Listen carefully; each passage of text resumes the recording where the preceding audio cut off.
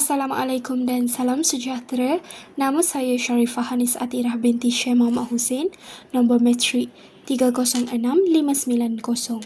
Saya akan membentangkan tajuk My Sejahtera bagi tugasan kursus GMK 2053. My Sejahtera sebuah aplikasi kesihatan digital yang diperkenalkan semasa pandemik COVID-19.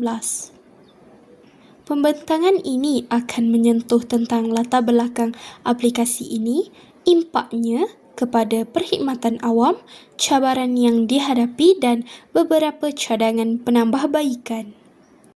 Saya memilih aplikasi My Sejahtera kerana ia contoh nyata kejayaan digitalisasi dalam sektor awam yang memberi kesan langsung kepada jutaan rakyat Malaysia.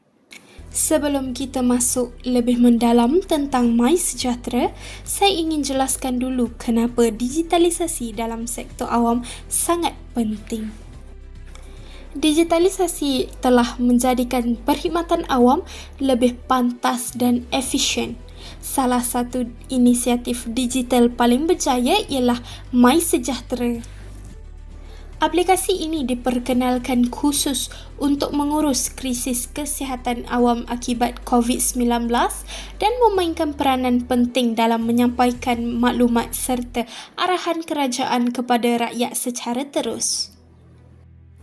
Ia juga menunjukkan bagaimana teknologi boleh digunakan untuk menyelaras komunikasi dan pengurusan secara besar-besaran di peringkat kebangsaan.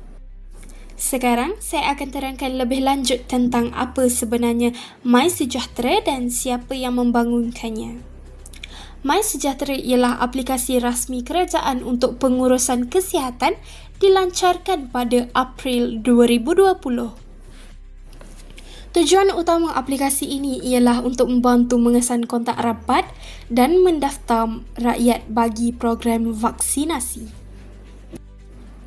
Ia dibangunkan hasil kerjasama antara Mampu, Mosti, KKM dan MKN dan boleh diakses melalui Android, iOS dan juga laman web.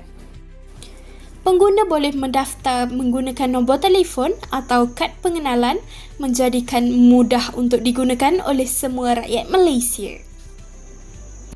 Seterusnya, saya ingin bincangkan tentang kesan atau impak My Sejahtera terhadap sistem perkhidmatan awam kita.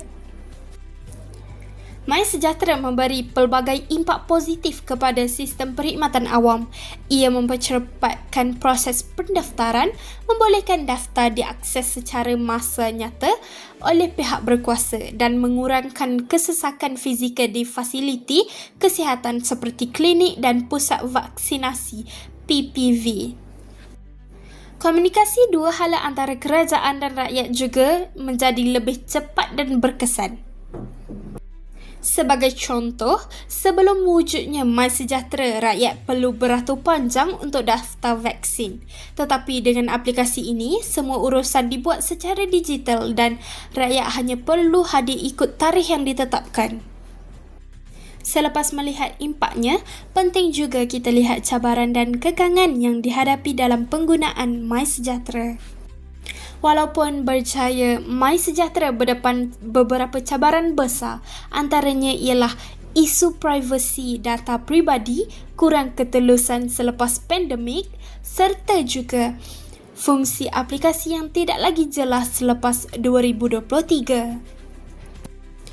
Kawasan pendalaman juga menghadapi masalah capaian internet dan warga emas pula mengalami kesukaran untuk menggunakan teknologi.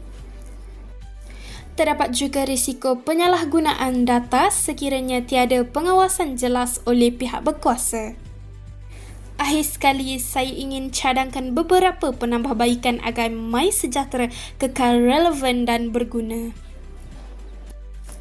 Antaranya ialah menubuhkan badan bebas untuk pantau privasi data, menggunakan teknologi AI bagi menganalisis data kesihatan rakyat, serta menambah fungsi berkaitan kesihatan seperti peringatan ambil ubat, rekod tekanan darah dan pemantauan penyakit lain. Promosi aplikasi ini juga perlu diteruskan dan sokongan teknikal perlu ditambah untuk warga emas dan OKU. Sekian, terima kasih.